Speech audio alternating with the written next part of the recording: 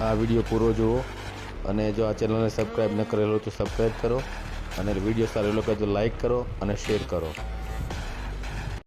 Doctor બાબા સાહેબે સ્થાપેલ સંગઠન સમતા સૈનિક દળ, જેનું ટૂંકું નામ છે SSD, એના ગુજરાત પ્રદેશ અધ્યક્ષ PL મારુને આ બધાને ક્રાંતિકારી જય ભીમ નવ બધાએ.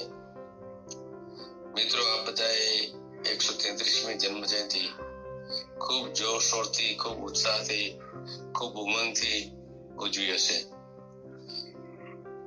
ઘણી બધી રેલીઓ નીકળી હશે, ઘણા બધા સેમિનારો થયા હશે, ઘણા બધા ભાષણો થયા હશે, ઘણા બધા ડીજે સાથે નાચ્યા હશે, વિચારો ફેલાવ્યા છે, ઘણું કર્યું હશે.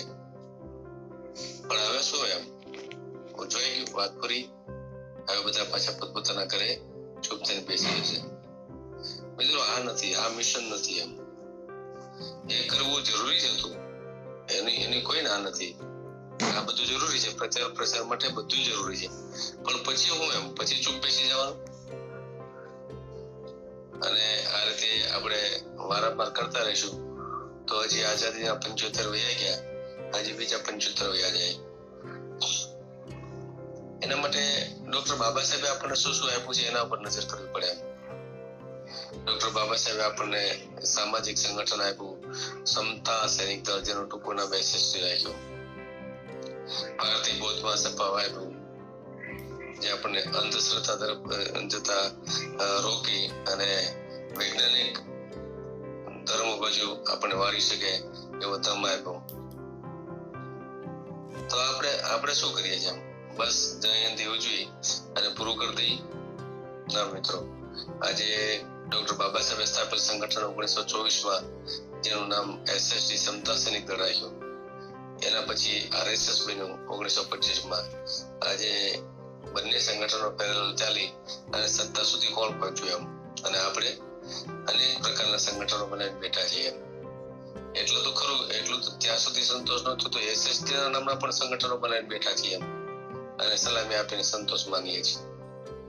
મિત્રો, આટલાથી અટકી જશું તો ખૂબ નુકસાન થવાનું છે આપણને.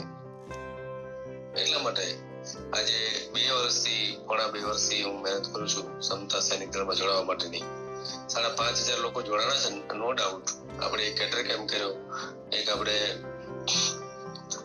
બૌદ્ધ દીક્ષા ગ્રહણનો કાર્યક્રમ પણ કર્યો.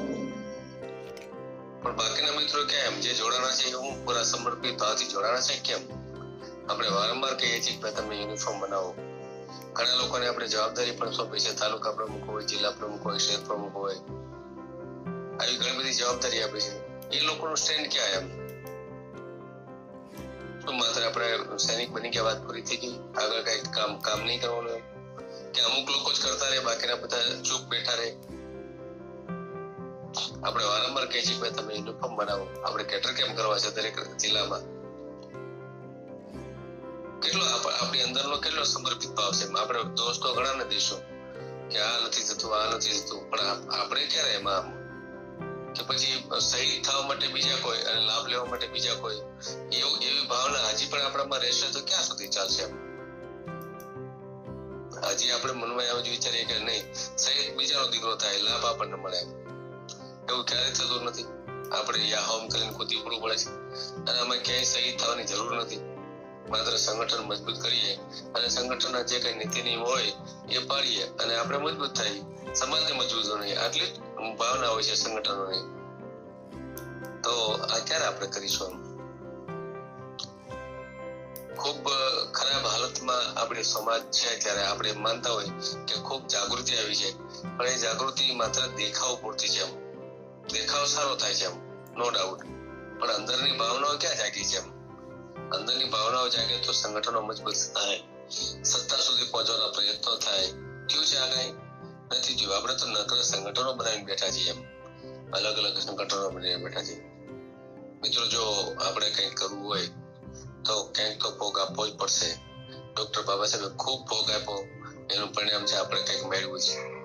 આપણે કઈ ભોગ નહીં આપીએ, આપણા બાળકો, આવનાર પેઢીને કઈ નહીં મળે એમ.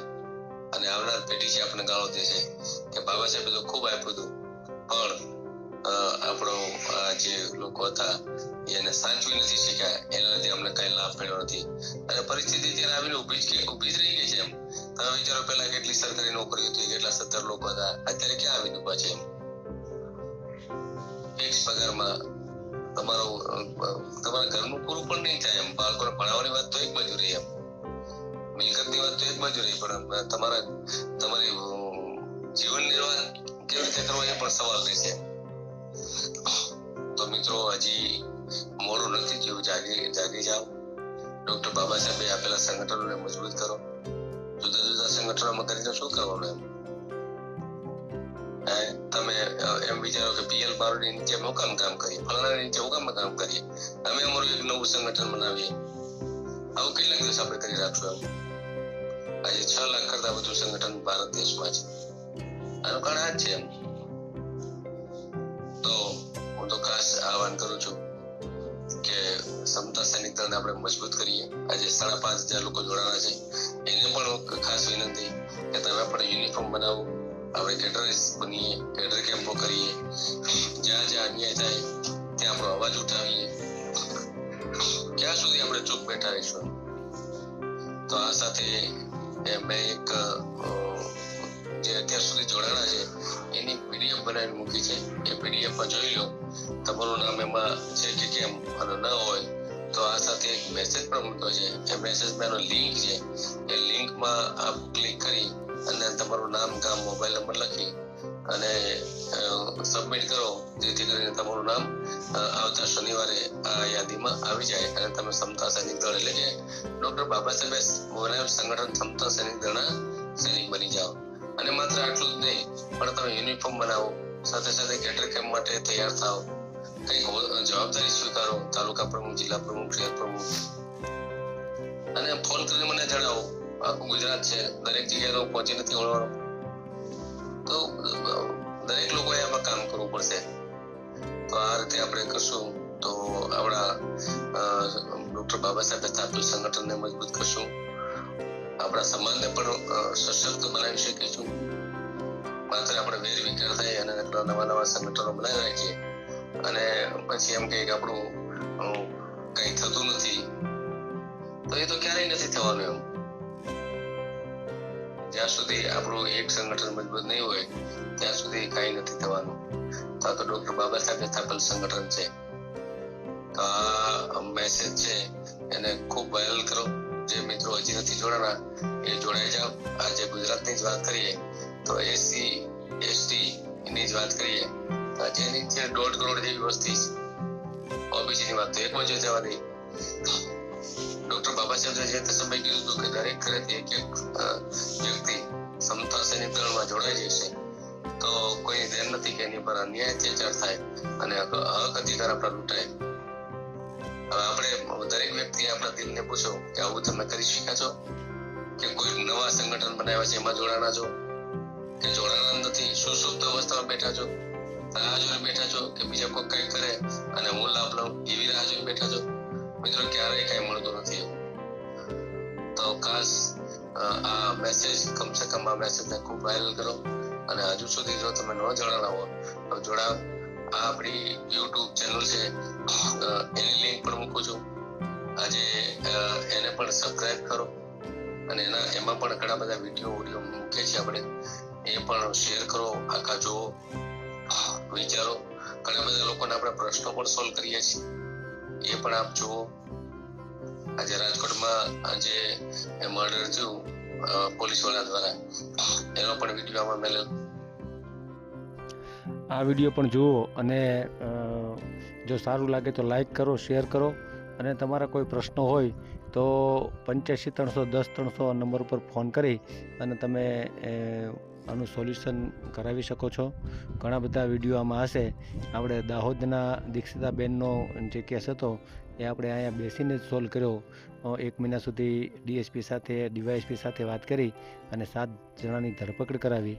તો એ વિડીયો પણ આમાં છે, એ જોવો અને જો સારું લાગે તો લાઈક કરો, શેર કરો અને સબસ્ક્રાઈબ કરો. ધન્યવાદ. જય ભીમ, નવ બુદ્ધાય. આ ચેનલ તમે સબસ્ક્રાઇબ ન કરેલ હોય તો સબસ્ક્રાઇબ કરો, બેલ આઇકન દબાવી ઓલ સિલેક્ટ કરો, જેથી કરીને બધા વિડીયો તમને જોવા મળશે.